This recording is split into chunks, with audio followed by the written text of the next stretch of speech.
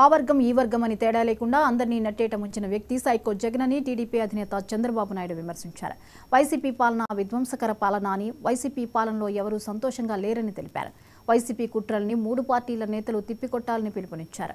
YCP దొంగ ఓట్లతో గెలవాలని ప్రయత్నిస్తోందని ఆరోపించారు. జగన్ పై రాయి దాడి జరిగితే తామంతా ఖండించారని, కానీ నాపై పవన్ పై దాడి జరిగితే అతడు ఖండించలేదన్నారు టీడీపీ అధినేత చంద్రబాబు.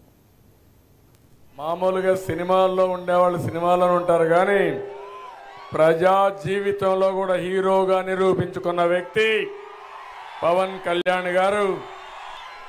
ఇంకొక పక్క 5 సంవత్సరాలు ఎంపీగా పనిచేసి నేను ఏమీ చేయలేకపోయానని బాధపడుతూ టికెట్ ఇస్తానన్నా నీ టికెట్ నాకొద్దని, జనసేన ద్వారా న్యాయం చేస్తానని జనసేన అభ్యర్థిగా పోటీ చేస్తున్నటువంటి బాలశౌరి గారు,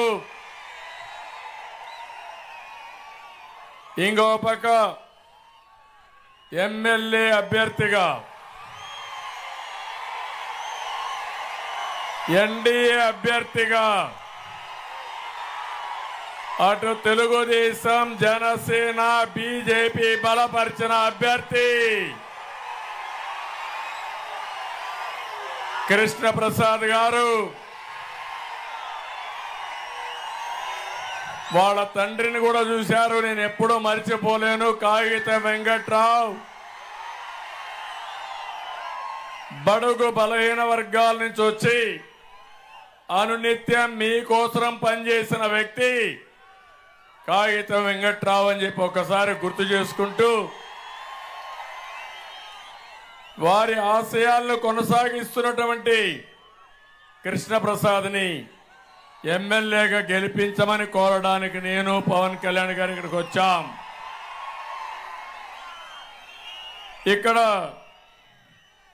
తెలుగుదేశం పార్టీ అధ్యక్షుడు నారాయణరావు గారు స్ఫూర్తి అంటే పొత్తుల ధర్మంలో మేము ఒక నిర్ణయం తీసుకున్నాం, బాలశౌరికి ఇవ్వాలి, ఈ సీటు జనసేనకు వస్తుందని నిర్ణయం తీసుకుంటే ఒక్క మాట మాట్లాడకుండా ఈ కూటమిని గెలిపించడానికి పనిచేస్తున్నటువంటి కొనకళ్ళ నారాయణరావు గారు. ఇంకో పక్క ఇక్కడ వేదవ్యాస గారు ఉన్నారు. సుదీర్ఘ రాజకీయ అనుభవం ఉండే కుటుంబం ఆ కుటుంబం. 78లో వాళ్ళ తండ్రి అయితే నాతో కూడా ఎమ్మెల్యేగా పనిచేశాడు అసెంబ్లీలో. అలాంటి కుటుంబం. ఈ పొత్తుల్లో వారిని కూడా మేము అకామిడేట్ చేసుకోలేకపోయినా స్వచ్ఛందంగా ముందుకొచ్చి పర్వాలేదు, రాష్ట్రం కోసం నేను త్యాగం చేస్తాను, వచ్చిన తర్వాత మా కుటుంబాన్ని కూడా గౌరవించమంటే గౌరవించే బాధ్యత మాదని వారికి కూడా హామీ ఇస్తున్నా.